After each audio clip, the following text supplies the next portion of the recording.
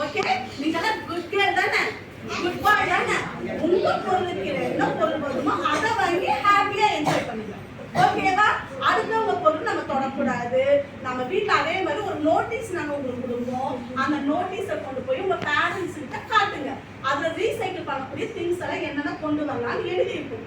அதை படிச்சு பார்த்துட்டு உங்க அம்மா அப்பாவோட பர்மிஷனோட, சரியா, அவங்களோட பர்மிஷனோட தான் நீங்க கொண்டு வரணும். உங்க அம்மா அப்பா வேண்டாம் அப்படின்னு சொல்லிட்டாங்கன்னா இன்னும் வேண்டாம், கொண்டு வர வேண்டாம். ஓகேவா? அம்மா அப்பா சரி இதெல்லாம் வேஸ்டா தான் இருக்குது எதுக்கு அப்படின்னு உங்ககிட்ட கேட்டா இது நீங்க சொல்லணும். அதுக்காக தான் இவ்வளோ கிளியரா உங்களுக்கு நாங்க சொல்றோம்.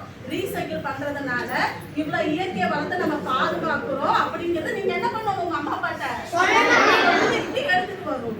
ஓகேவா?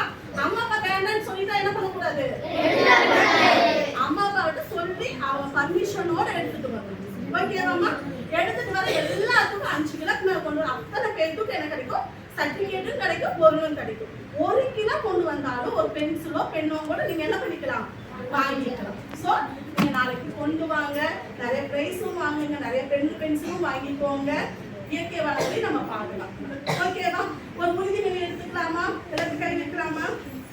மரங்களை வெட்டாதிருப்போம், பிளாஸ்டிக் பொருட்களை வெட்டாதிருப்போம், மறுசுழற்சிக்கு கை கொடுப்போம், மண்வளத்தை பாதுகாப்போம்.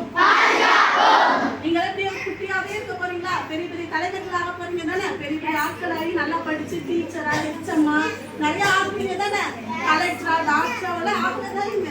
சோ நீங்க தான் நானே தலைவர்கள். கை வைங்க நல்லா.